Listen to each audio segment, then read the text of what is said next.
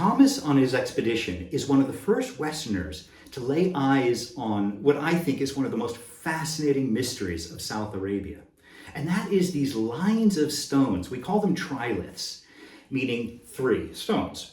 Right? So you get three flat slabs of limestone that are arranged kind of like a pyramid leaning up against each other. And sometimes there's a fourth one that's fallen down to the side. And when we find them, they're usually spaced about half a meter apart, each of these little triangular installations. And they'll be arranged in a long line, and they're built on a really well-formed platform of rubble. And you don't just find a few of these. We have thousands of them scattered across South Arabia. And nobody has any clue to this day what they were used for. So Thomas describes them as possibly pre-Islamic graves. And this is an idea that was out there for a long time.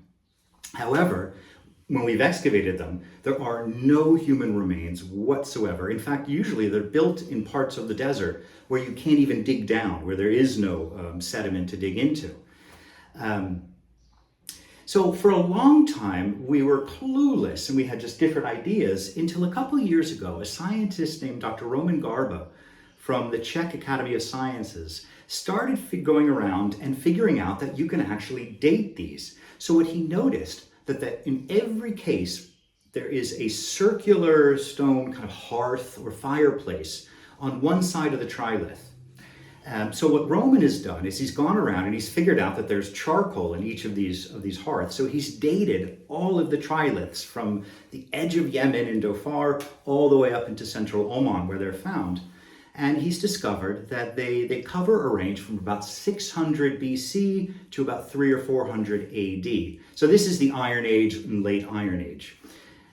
And so they're there for a long period of time. They've been built, and they're built by people who are exploiting frankincense. And it coincides with the period of frankincense trade. So as best we can tell, they're somehow related to the frankincense caravan traders. So we might think of them possibly as these sort of desert gas stations. These are rest stops for the camel caravans as they're traveling and exporting all that valuable frankincense to different ports around Oman. So we don't quite have an answer yet, but they are an amazing, fascinating mystery that was discovered almost 100 years ago by Bertram Thomas.